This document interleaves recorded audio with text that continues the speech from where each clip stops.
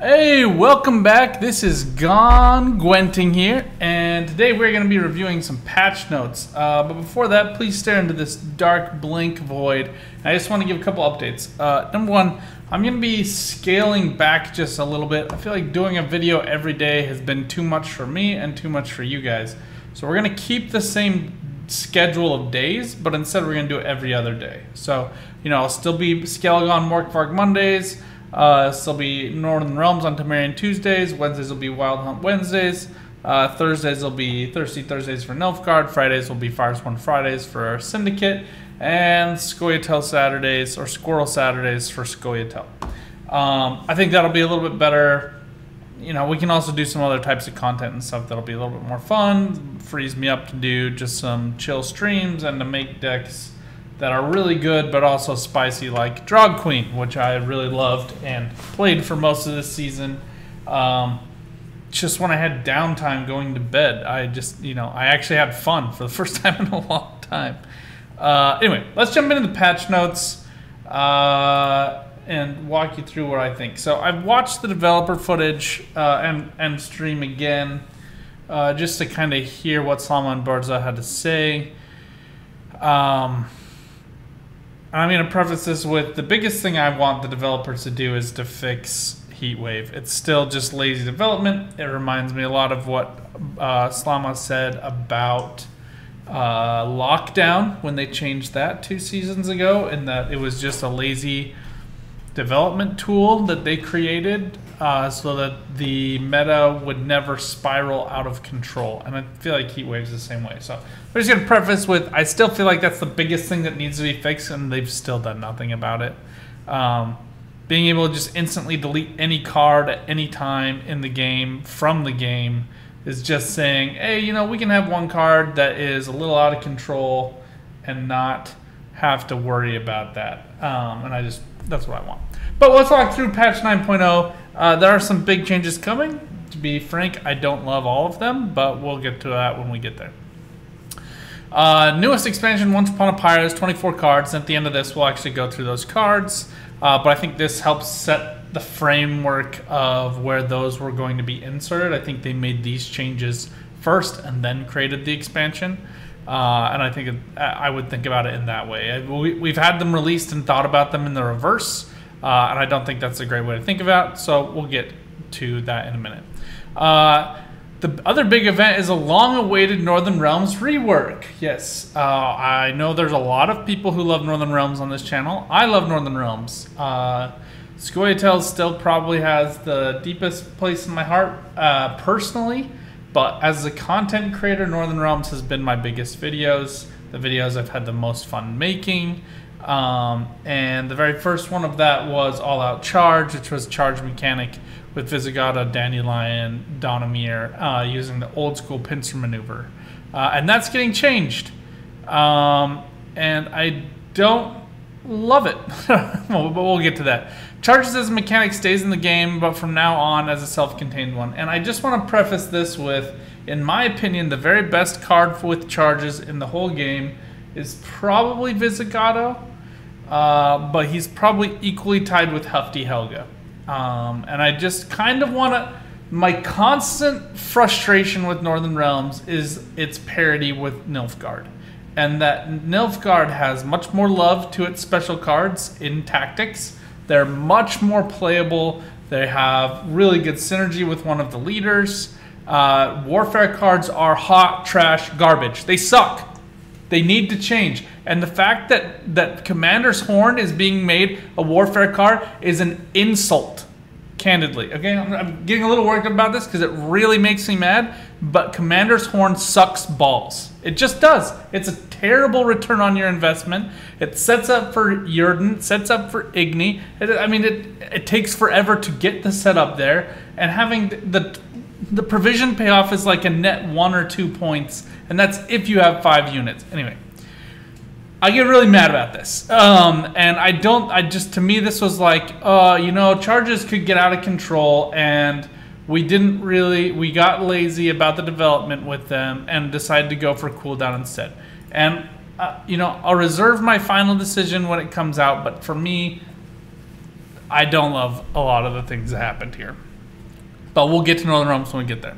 As a side topic, we keep giving attention to leader abilities to increase the diversity. Yeah, too little, too late. Northern Realms has like 2 workable leader abilities, and I don't know how much that changed here. And they all kind of do the same thing, right? Like you get boosts. One of them you get shields. One of them you get a Scytheman. Pincer Maneuver is really kind of the only one that does something different. All the other ones are the same. And before, Pincer Maneuver also gave boosts. So it's about time they changed Pincer Maneuver. But changes, unranked standard mode. Matches are now shown under training mode, which is a little bit weird, but happy that it's separated. Gameplay speed has been improved through logic and visuals. I cannot wait for this. And for the speed play Season of the Draconid to come back. This was always that people loved the game mode but hated how long the visuals took to resolve, and they would be prevented from making plays. I'm very excited for that seasonal to come back, and I hope they keep the seasonals for more than 1 week. It's just like such whiplash. Search bars no longer require the cursor to hover over them in order to be responsive. Fine. I think people are just trying to tab through it, but. So neutrals, all of the weathers got changed. Avlok Sage changed from power 1 to 2. Provisions changed from 11 to 10. Still sucks, but basically they're just making all of these a little bit easier to grab, a little bit more value, and I think they're trying to set up Avlok Sage here for like Scepter of Storms with Vadermacher, but this is still not a great ROI. In order to get out that artifact card. Avlok power changed from 4 to 6, so he's the one that creates weather, so making it cheaper here. Vadermacher has a new special ability. If you control Scepter of Storms, increase or decrease durations by 3 instead. I think this is actually pretty cool. He plays 6 for 6 now, plus the weather increase or decrease, so you know, even if that just is decreasing for 1 turn on each row, that's 4 points for most weathers. 6 points if it's Cataclysm, right? So you can get some really good value out of Vadermacher now. And then Scepter of Storms is now 6 to 5, which puts it in line with each of these. It's 1 more expensive, but you do get that synergy with Vadermacher, and you can choose them depending on what matchup you get. So like if you're against monsters, you might want to go for Biting Frost just to bring down their dominance. If you're going against like Fire Swarm, then you want to go for Fog to kill those spawns. And then Rain is just whatever, you know, if you just need random damage. Francis Bedlam changed to Bandit category, which is weird, but fine. Bandits need a ton of work before they get value. Vigo's Muzzle has spell added. Still a super terrible card. Why you want to lock a card you're stealing is just beyond me. Commander's Horn added Warfare category. Provisions changed from 9 to 8. So it used to be a 1 point. So for those of you not familiar with the card, Commander's Horn boosts 5 units, adjacent units. So they all have to be touching. You select the middle one, and then it'll be like the 2 on the side. So think like Jermaine Paquant. And then you are going to boost each of those by 2 each. So it plays for 10 total points. So the delta here is that you get a 2 points of boost, and like, yeah, maybe this could work with like Lyrian Scytheman, and like you could do it, but you need devotion right now with Northern Realms to be good, because full test is basically the linchpin to making them work right now.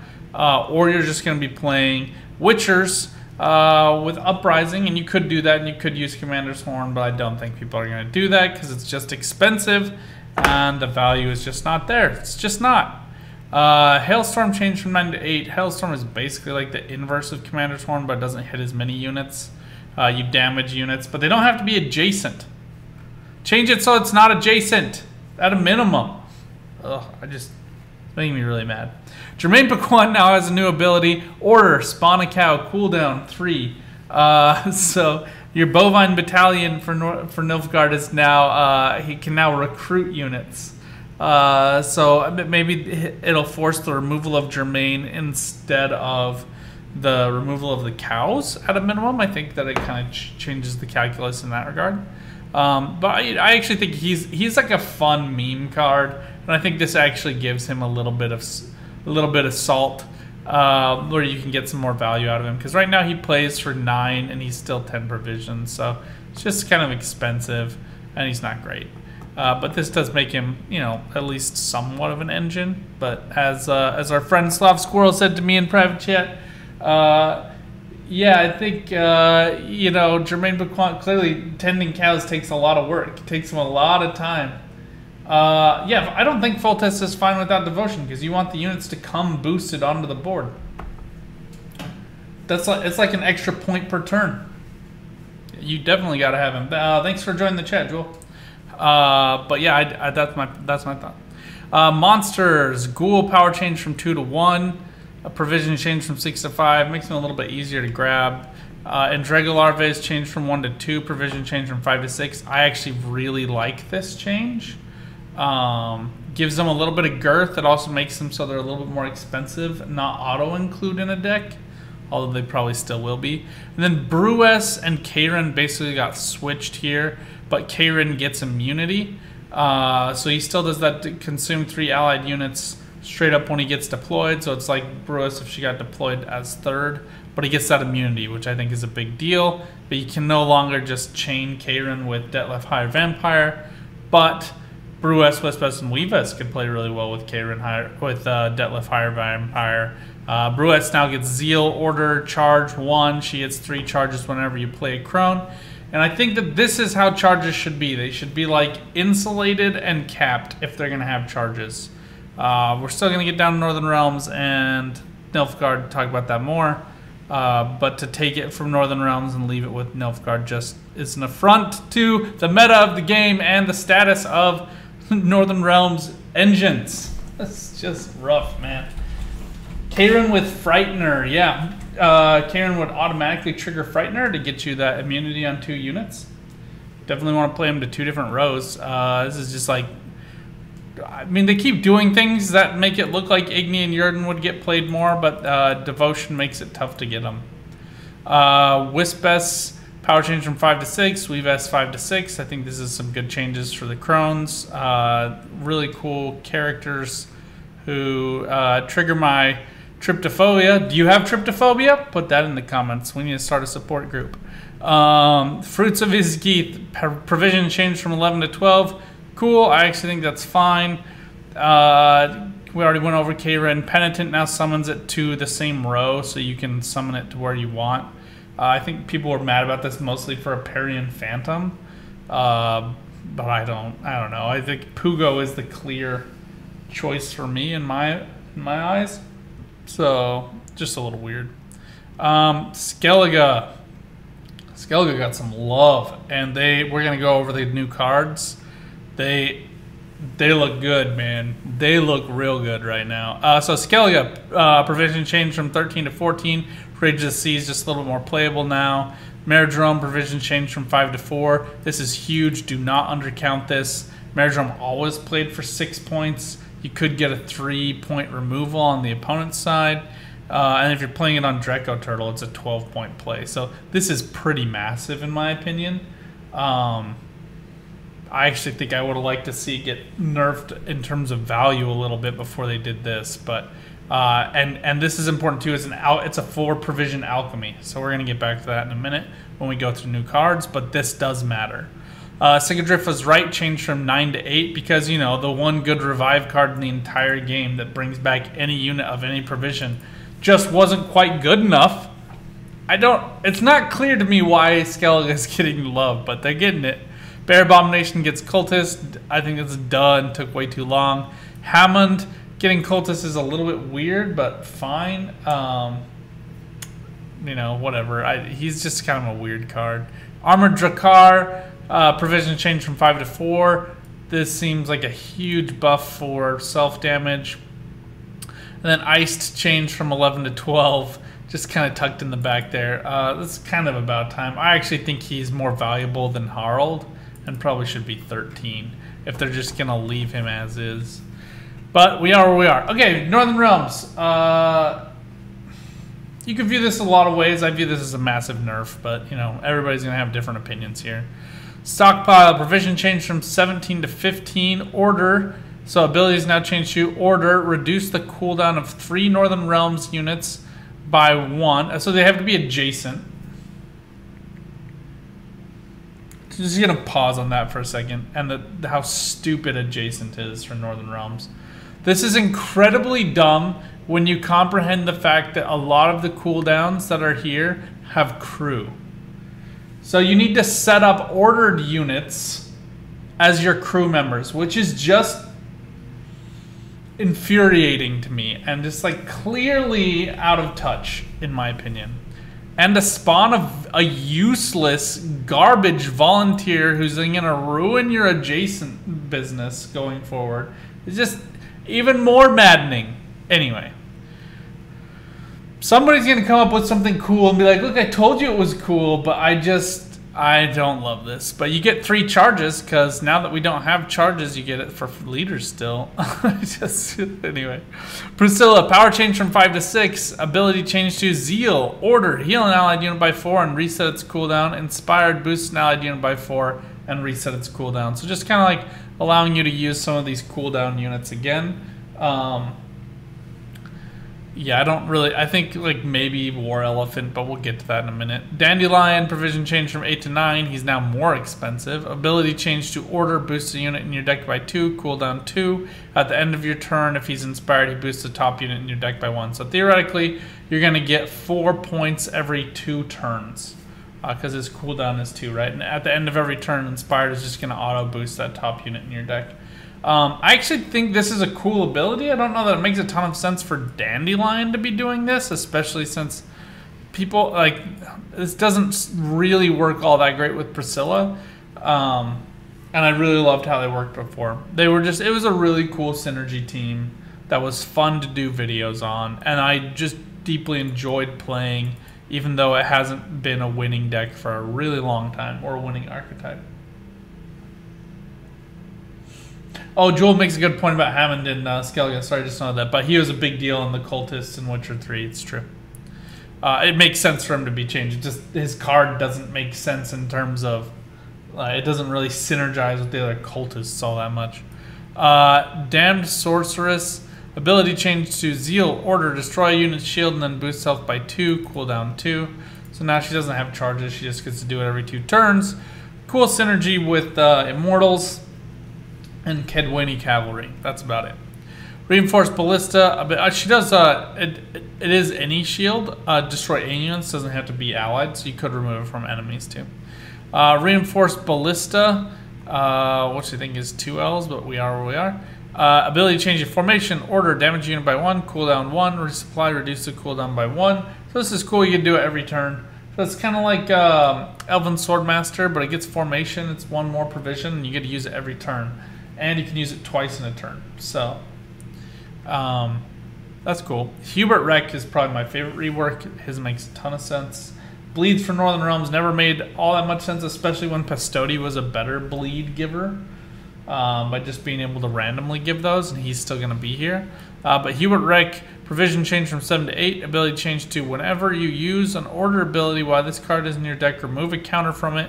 When counter reaches 0, summon this card from your deck to your range row. So you just need to use 10 orders, and then bam, you're good to go.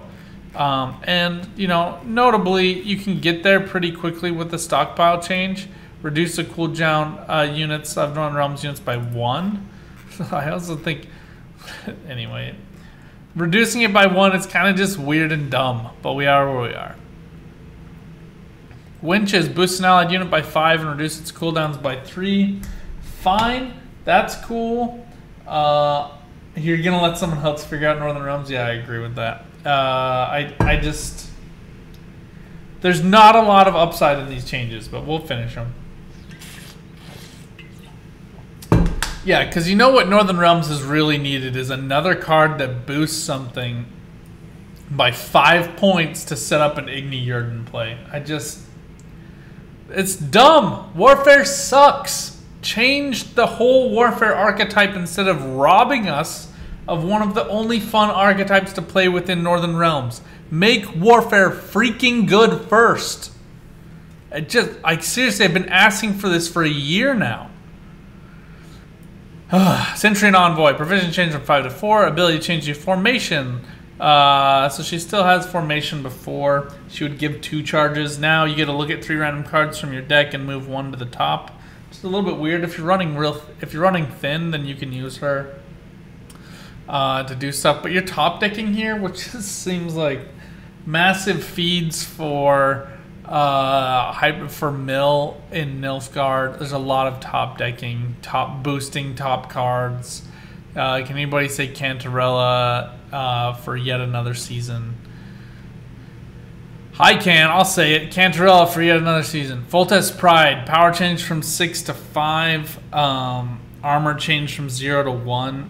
It's because, like, Foltest Pride, despite defeating many Nilfgaardians in battle, just needed to get even further nerfed to be more in line with Hefty Helga. Hefty Helga is still way better. Zeal.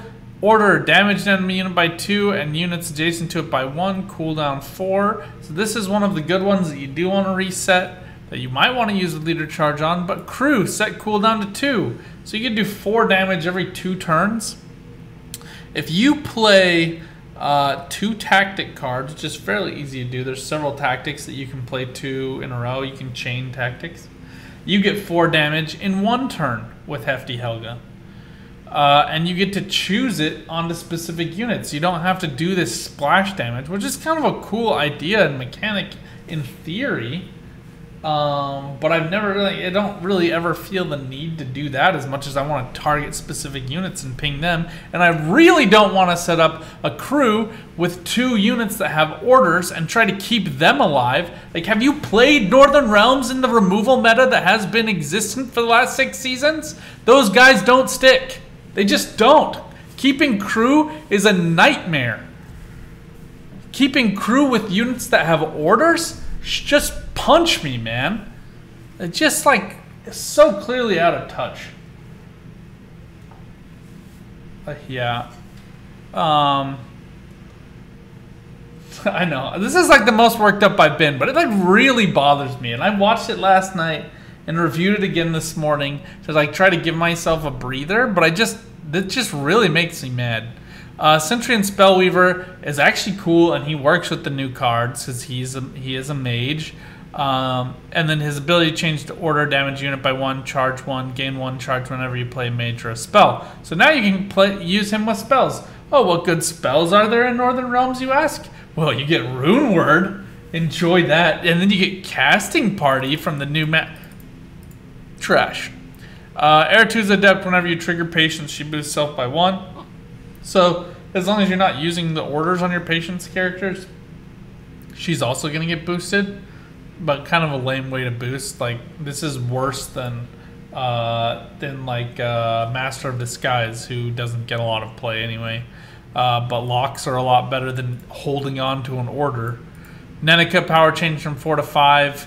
So now she meets her provision cost, but still pretty trash. Shani is now cool and makes sense as a medic, something we've been asking for forever.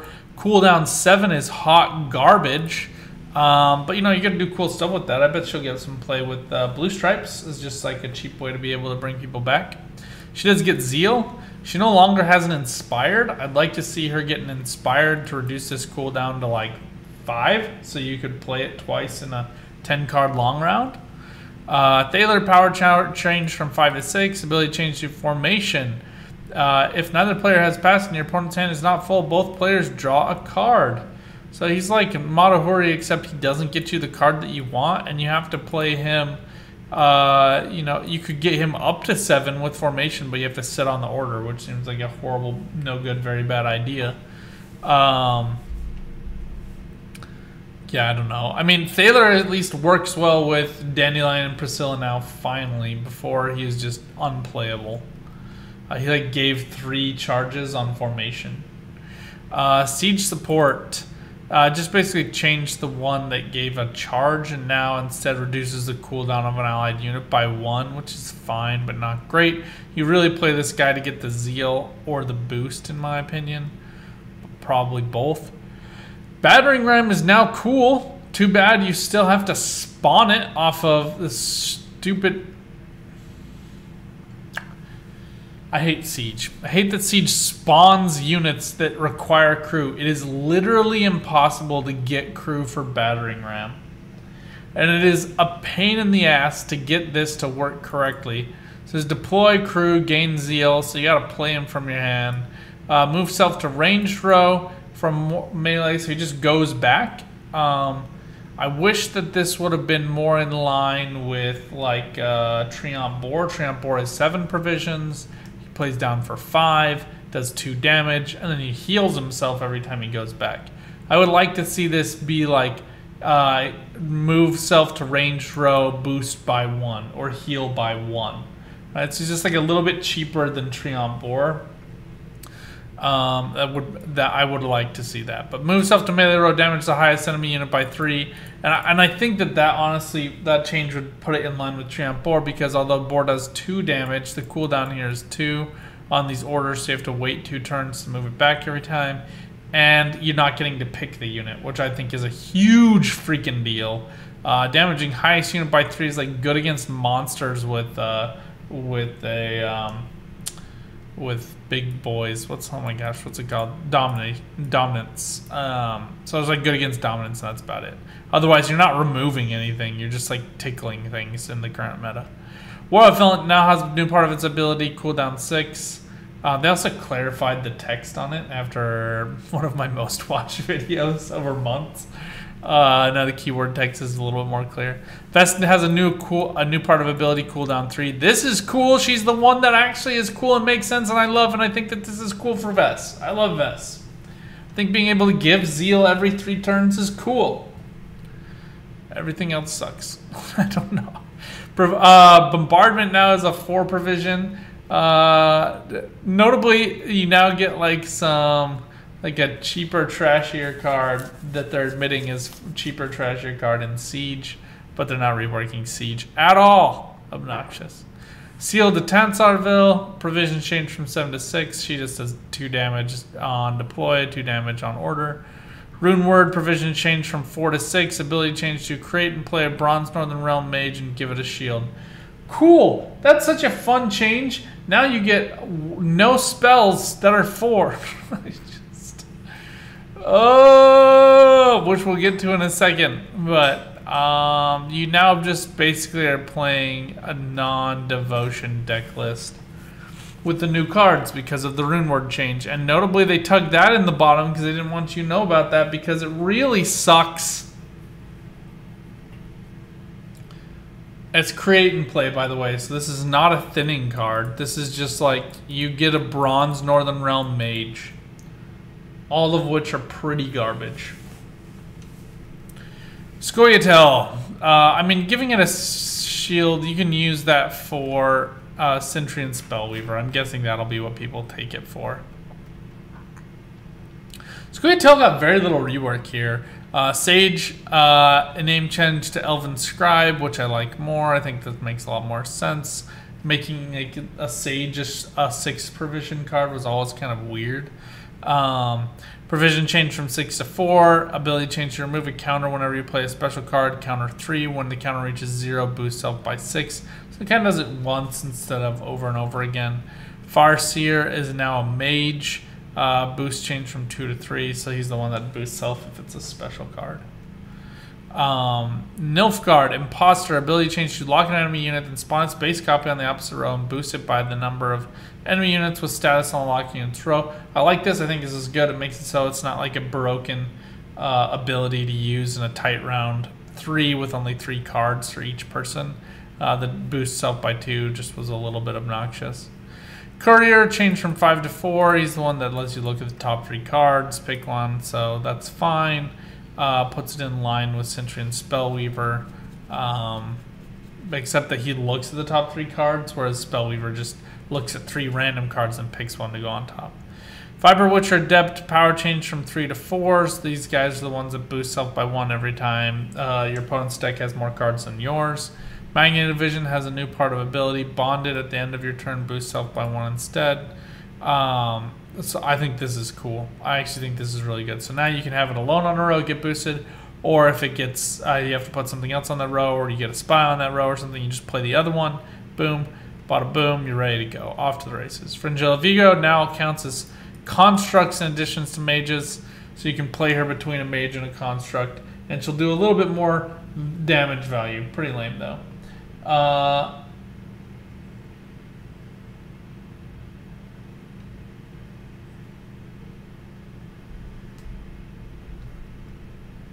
Yeah, we're gonna look at the Northern Realms changes, Jewel. Sorry, I was just looking at Jewel's comments. Anna Henrietta is now range locked. I don't know. The point of this change is allow players to choose to use it or not, similarly to Lippy. I don't know why you would not want to use Anna Henrietta, but who am I? Syndicate. Jackpot. This is cool. Whenever an allied unit gives you coins, boost it by excess amount gained. Like, now tax collectors are kind of a cool engine. I actually really like this rework. This is fun. You finally make overages valuable. Passiflora Peaches changed from 5 to 4. Big deal. Professor Provisions changed from 11 to 12. We made him too strong. Especially with the new bounties coming out. 3 new trees in the reward book connected to the expansion. Cool. Save up your keys. The play card in the main menu now shows the favorite card chosen in the player profile. New expansion, Once Upon a Pyre, introducing 26 cards to the game, which we'll get to. There's a bunch of game fixes that they did. Yeah, it's cool. Allied units affected by Salamander's poison ability will no longer boost Thirsty Dame. It's a little weird. Honestly, probably should, because they do get status, but whatever. Okay, so those are all the changes. Again, most of them for Northern Realms. And I just really want to indicate this again. Nilfgaard, I don't see anywhere in here where it addresses Hefty Helga and Fire Scorpions being able to get charges. For some reason, we decided to strip those off. This is a little bit like Double Cross for me, where they removed all the leader abilities that let you play 2 cards in a turn, but they kept Double Cross for Nilfgaard. So it's like, there's a reason why people hate Nilfgaard, and there's a reason why people who love Nilfgaard feel like the devs don't care about Nilfgaard. Because of stuff like that. Come on, guys. Still annoys me. I'm still mad about this one. Alright, we're going back. Price of Power. We're going to talk through these new cards. You got to scroll all the way down to check them out.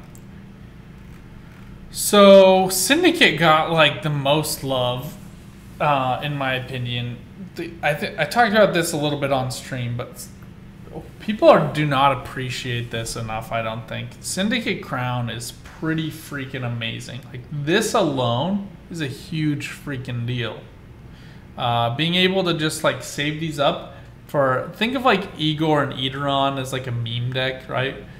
Townsfolk will no longer be meme worthy with these.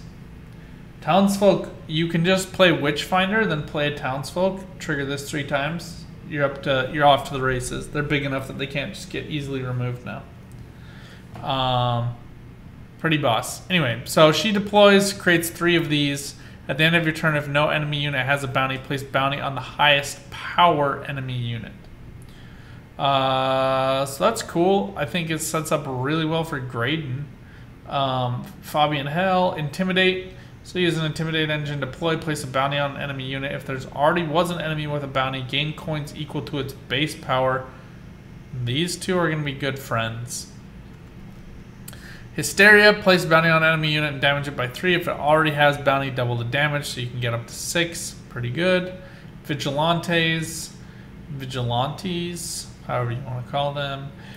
Whenever bounty is placed on an enemy unit, damage it by 2. So these are cool, kind of just like a general engine card. I think you could really tutor them out with a portal. That could be fun. There's going to be a lot of combinations that we can do with this, but note that all 3 of the units are Witch Hunters, so Stringer just got real good. Tamara Stringer was pretty good before. She just got really good.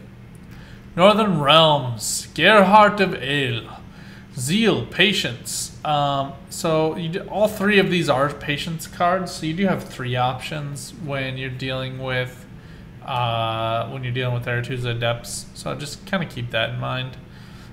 Zeal, Patience, order, create and play a 4 provision spell. Runeword will no longer be a 4 provision spell. You don't have to have it in your deck, so you can still go Devotion with him and play. I think most people will probably be playing Pact. Hey Slav, how's it going? And Ceas'raet. Human Mage Zeal Patience. And remember, patience is this, they gain a point every time they have an order that's unused. I wish they would write the keywords in here. It really kind of bothers me. Order, draw one card, then shuffle back one card. Hey, in fact, can one of you guys in chat paste the tooltip for Sabbath? I want to get the wording right on that one. When we get to monsters. But order, draw one card, then shuffle back one card. So this is kind of like Dodric, but he's only 7 instead of 8. Whenever you draw a unit, boosted by 1. If it's not a unit, boost self by 1 instead. So he's kind of a cool Dodric with a lot more synergy.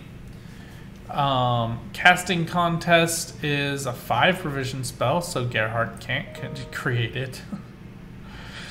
Dumb! It's just dumb. It just really bothers me. Boost an allied unit by 5. If it's bronze, reset its order ability and give it zeal. So reset is a lot better than reduce its cooldowns, in my opinion. And then Bernard, student, patience, order, melee, damage enemy unit by 0. And I think the tooltip here is that the patience will be factored into the damage value instead of the self boost.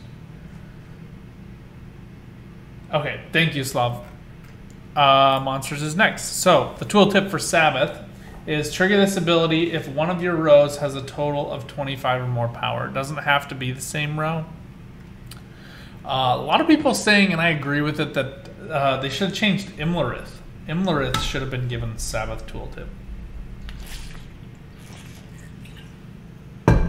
Like if he had Sabbath resilience, like She Who Knows, he'd only carry over 2 points, but he'd be of value. He'd be a card that's worth including.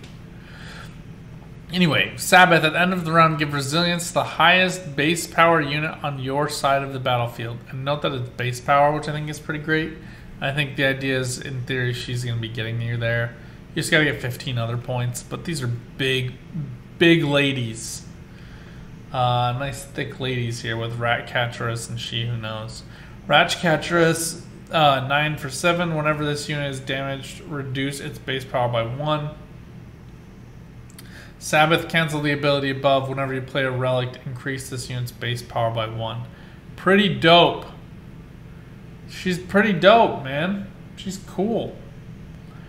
I will note for monsters that there is not a Devotion Purify. Monsters' way of dealing with poisons, etc., has always been consume or destroy. So, you know, keep that in mind for Ratcatcheress, though. Rare, Gun Cane. Oh, that's not true. They do have a Devotion Purify. Naglfar, Taskmaster. But in order to purify, I think actually the dominance is for offensive Purify, not defensive. So you actually do have one. Gun Can, Relic, deploy, increase this unit's power by 2 for each adjacent relic. Note that this is base power, so you can get this up to 9 as a base power, which is pretty good.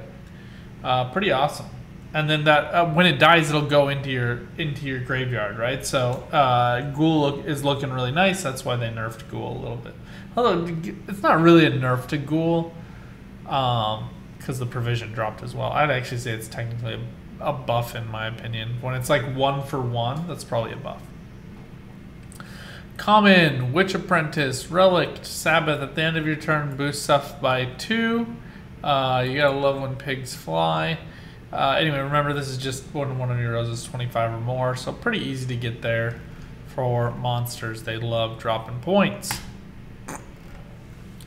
So many people are so pumped about Rhines coming to the game. I am too.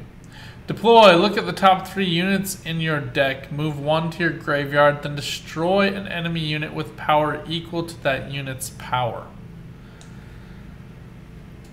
Just, you have to read this one a little bit. Then order, set the power of a unit to match the number of cards in your deck. So here, like weirdly, Nilfgaard is getting away from Hyper Thin, which is kind of weird. And they also want to have more units in their deck. It's a little bit weird. but it is set to power. This is not base power. It just should be like a boost, kind of like I would think like Rico, how he sets power, but it ends up being a boost.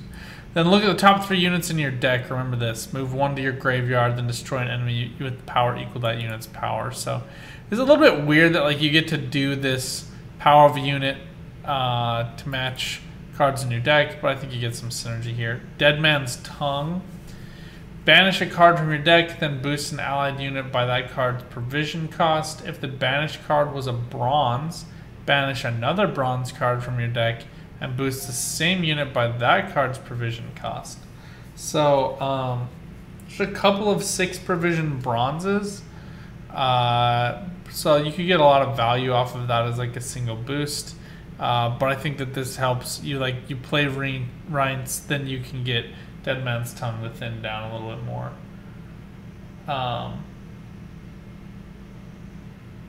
Oh, okay. Slav having making a good point. So Reince actually is really good in Hyper Thin, where you'd use it offensively. Like when you get your deck down to 0, you can use Order to destroy a unit. Blightmaker, move a card in your deck to the top of it. If it was a mage, spawn the Guardian in this row.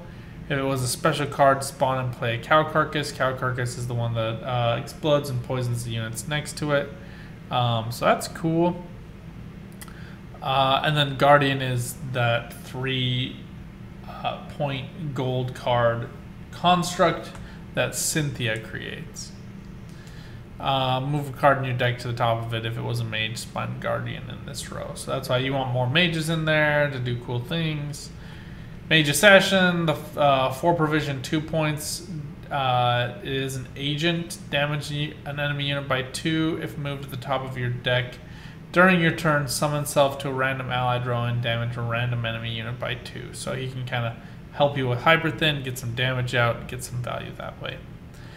Anyway, kind of cool. To be honest, given the lack of reworks to the faction, I don't know how well this is going to work out for Nilfgaard, but I like seeing Hyper Thin get more love instead of Swarm, because that's been kind of murdering my life on ladder. Skellige, Fulmar, Human, Cultist. Now Skellige, I think of all of these, Skellige got the most love in my opinion. Skellige got some real good love, especially with the all weather cards getting buffs. So you deploy, spawn and play Tears of Siren, replace Rain on enemy row with Storm. Storm is the one that damages all enemy units by 1 on the row. It is, in my opinion, equal to or even better than Cataclysm, so it's cool. Bride of the Sea, to play an alchemy from your graveyard with provision cost 4 or less. Increase the cost of the total duration of Rain and Storm on your opponent's side, so that's cool. Remember that Merdrum is now a 4 provision alchemy. That's what I was referring to earlier, so I think she can get play in a couple of different types of decks. She's also a cultist and a druid, as is Fulmar, so these get some good play with Getty as well. And then Tears of Siren, I'm just going to jump down to this one first because it spawns Rain on enemy row for 2 turns, then spawn Deafening Siren on the opposite row. Fantastic value. And then Bride of the Sea can play that. And then this should go in order. We'll see how it plays and if it plays as we expect this to, but it should play the Alchemy card, Tears of Siren, spawn that Rain for 2 turns, and then extend Rain on the opposite side by 1. So it kind of like plays this for 3 turns. Rain doing that random damage, so she's always going to be playing for value as long as the opponent has units on that side of the board. Then Melusine Cultist, spawn Rain for 2 turns on enemy row. At the end of your turn, if there is a Rain on the opposite row, boost the unit to the right by 1. If there's a Storm on the opposite row, boost adjacent units by 1 instead. So he's kind of like, it's a little bit like, oh my gosh, who are the guys? The Naglfar crew or whatever they are that play, they're like 1 with 2 armor and they spawn Frost and then boost themselves if there's Frost on the opposite row. So he's doing that, but he's boosting a different unit, so you can get some boost value onto a separate unit, which is a little bit weird for Skellige, but yeah, I don't know, we'll see. Scoia'tael, Francesca Findaber. So glad she's back in the game, man. Veil. So she can't be poisoned, can't be locked unless you purify her first. Whenever you play a special card, remove one counter, counter 3. When counter reaches 0, spawn and play a doomed copy of the last special card you played. Elf Mage. Can anybody say... Harmony's coming back, baby. Harmony is coming back. I don't know. I want to hope that it is. Vanadane. Deploy. Move 2 cards from your hand to the bottom of your deck and waylay to your hand for each card moved that way. So if you only had like 1 card left, you could only do it 1, but otherwise you're doing 2. So you're like swapping cards for waylay. If you don't remember waylay, which they have not changed, it's still a fairly trash card, but it damages an enemy unit by 3. If you get a death blow, you spawn an Elven Deadeye. So at least with Vanadine, you get to like choose when you want to do that. Whenever you play a waylay, though, spawn an Elven Deadeye on this row, so you're getting it automatically. He's going to be super dope with Scenario. Scenario, Vernon Seal looking real good. Isengrim also, so I'm kind of glad that got some love. Sorceress of Dolblatana. Order, create and play a Bronze Scoia'tael special card from with a provision cost equal to or lower than this card's power, which is super cool. Nature's Rebuke. I mean, this got love. Like, Scoia'tael specials got love. This is great. It's create, and note that it's not a doomed. So the biggest thing I see her being able to do is feeding Forest Protector without having to include stuff like if you're going to go up against a deck where you needed a Purify, you wouldn't necessarily have to include Dryad's Crest. I don't know that you would see a lot of work with this with Tempering for Dwarves. Which, how is Tempering a nature card? But whatever. Then Whisper of Dolblatana, Elf, Mage, Veil. She can't be locked, can't be poisoned unless you purify her first. When you play a special card, spawn a base copy of self on this row and remove a counter. So as Slama said, she's basically ethereal. But she doesn't have Doomed.